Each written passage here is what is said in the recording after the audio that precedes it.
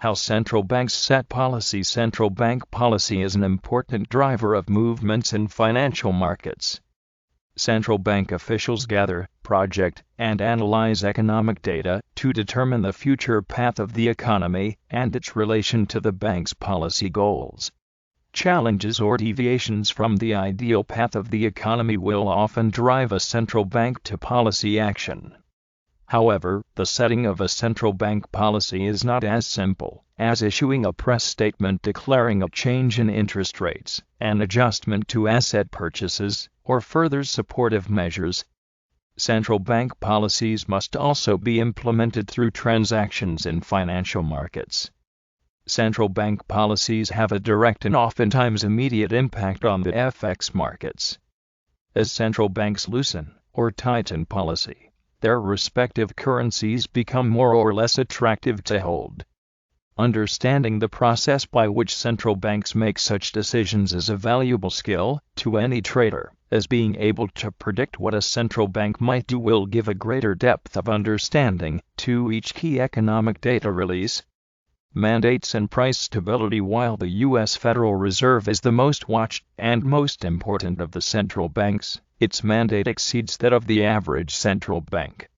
The Federal Reserve is duly focused on maximum employment and price stability, while most central banks are focused exclusively on the price stability mandate.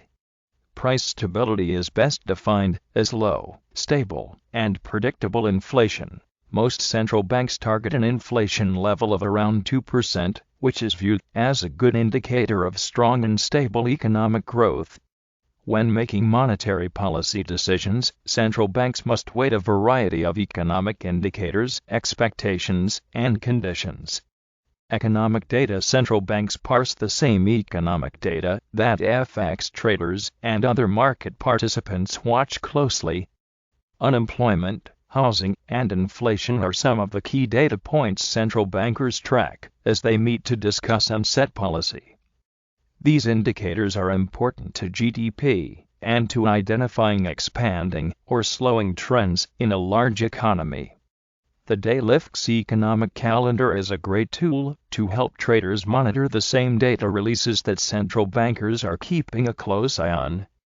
Projections. Economists beyond following the same economic data that market participants have access to, central banks employ hundreds of economists. These economists are specialized in a certain area of expertise and are often considered leaders in their field, making them the best choice to hold the responsibility of creating the projections that central banks will use to set policy. Economists create and model economic projections of the future path of the economy based on current data, expectations for the future, their knowledge of the subject area, and potential policy choices. Central bankers use these models to anticipate where the economy is headed next and help evaluate the potential impact of their policy choices. Many central banks publish summaries of their economic and policy projections on a consistent basis, and these summaries are a valuable resource for traders looking to understand how an important driver of markets is viewing overall economic conditions. Framework. Once central banks have gathered the necessary amount of economic data and projections, they apply it to a framework in order to determine whether policy changes are needed. A central bank's policy framework outlines its understanding of the relationship between key economic metrics and the central bank's mandate, oftentimes how a variety of economic data points will weigh on inflation. The ever-evolving world economy has led to continual evolution of central bank policy frameworks. Monetary policy setting was once based on simple rules and equations that dictated a proper level of interest rates given the relationship between inflation and employment. The world has since become much more complex, and central banks have moved away the simplistic, rules-based approach to policy. The most important development, and the one with the largest implications for central bank policy, is the secular trend of low interest rates and low inflation in developed economies. Continued low interest rates have weakened the central bank's ability to fight economic downturns through simple cuts in interest rates. Meanwhile, Low inflation despite tight labor markets and low rates has meant that central banks have had to rethink and update their understanding of the relationship between employment and inflation. With these shifting tides in mind, the Federal Reserve and the ECB have both conducted reviews of their monetary policy frameworks.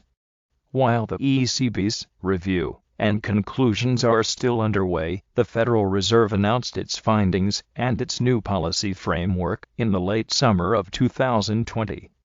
In this announcement, Fed central bankers recognized that the relationship between inflation and employment had changed such that the economy can tolerate higher employment levels without inflation becoming a threat. The Fed also changed its inflation policy from a symmetric 2% target to an average 2% target, meaning that Federal Reserve policymakers will now tolerate inflation higher than 2% so long as that higher inflation helps raise the average to 2%. In essence, this new framework communicates to the markets that the Fed will no longer be looking to tighten policy at the first signs of overheating, but rather will allow policy to remain loose and the economy to heat up further. For traders and market participants, understanding that higher inflation readouts and other strong economic data will not drive the Fed to preemptively tighten policy is an important departure from the framework that held true following the financial crisis. For central bank watchers and traders in general, the importance of understanding the central bank's framework cannot be overstated. An understanding of the framework will make for more informed trades, as you will be able to better predict the market's expectation of the central bank following data releases. Once the central bank reconciles new economic data and projections with its framework, it makes a decision. While such a decision was once as simple as raising or lowering rates, central bank toolkits have expanded dramatically since the financial crisis as central banks have played a larger role in supporting the financial system and the overall economy. Conventional vs. unconventional policy tools. Before the financial crisis, the toolkit of most central banks was relatively standard. These central banks would set a short-term interest rate and control bank lending through reserve requirements and other similar metrics. The major exception to these simple operating tools was the Bank of Japan, which began to embark on unconventional policy tools beginning in the late 1990s as Japan struggled to escape a major recession and deflation. In the aftermath of the financial crisis, economies around the world remained stuck in a state of shock. Global central banks, led by the Federal Reserve, began to adopt the same unconventional policies introduced by the Bank of Japan. They purchased large amounts of government bonds to flood the financial system with liquidity, and dropped and held their policy rates at zero or even in negative territory. During the crisis, central banks also used their lending powers to create new, targeted tools that could provide support to key areas of the financial system, like money market funds and large broker-dealers, that fell outside of the purview of traditional central bank support tools. These unconventional tools have become a major part of the central bank's toolkit and have been put to use to great effect during the COVID crisis. Beyond slashing policy rates back to the zero lower bound, central banks expanded the scope of their support measures beyond anything seen during the financial crisis, pledging support to corporate bond markets, backstopping key areas of the financial system, and purchasing trillions in government bonds. Quantitative easing. Following the financial crisis, central banks set out on a journey to manipulate longer-term rates and flood the financial system with liquidity in order to better support economic spending, growth, and inflation. Through large-scale asset purchase programs, better known as quantitative easing, central banks have bought large quantities of government debt from the open market. Technically, these operations are similar to the traditional open market operations undertaken by central banks pre-crisis, just on a much larger scale. While the exact mechanism of action surrounding QE remains a point of debate, such programs drive down longer-term interest rates, help to support inflation, and oftentimes provide a tailwind to other financial markets.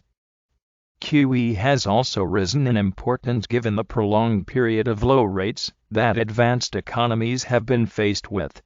Since central banks can no longer simply cut rates to the necessary level needed to jumpstart the economy during a recession, they have instead turned to further QE programs. Research suggests that an asset purchase program equivalent to around 1.5% of GDP has a similar impact as 25 basis point interest rate cut.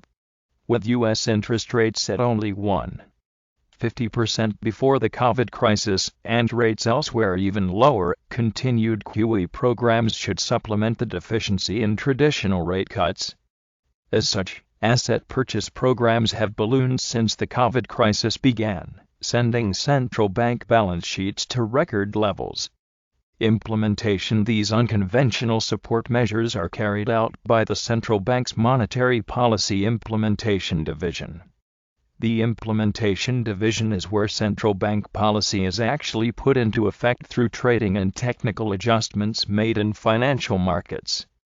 Policy decisions from head central bankers are passed to central bank traders, who then trade with specific counterparties to move rates or otherwise carry out policy decisions. Rate setting. Pre-crisis for the Federal Reserve, monetary policy is implemented through the Federal Reserve Bank of New York. Before the financial crisis, a decision on the federal funds rate would be passed to markets desk traders. These traders would conduct open market operations with primary dealers. Primary dealers are large banks approved as trading counterparties of the New York Fed and are required to make markets and support the issuance of U.S. government debt. The New York Fed markets desk would buy or sell a certain amount of treasuries from these banks, adjusting the supply of liquidity in the financial system and pushing short-term rates into the FOMC's desired range. This fine-tuning of liquidity was the process used by central banks around the world before the unconventional tools of the financial crisis were put to use.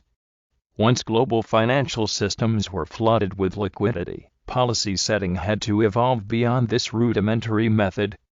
Rate setting. Post-crisis: following the QE operations undertaken by central banks during the financial crisis, traditional open market operations would not have enough of an impact on liquidity and credit conditions to materially tighten or loosen interest rates. The Fed's main policy lever became interest on reserves, the rate at which banks earn for storing freshly printed QE money directly at the Fed. Keep track of interest rate decisions by visiting our central bank calendar. Activity in the federal funds market shrunk drastically as banks no longer needed to seek out funds to maintain regulatory requirements and also no longer desired to lend to other banks on an unsecured basis. Instead, interbank lending migrated to the repo market, where lending is secured against collateral.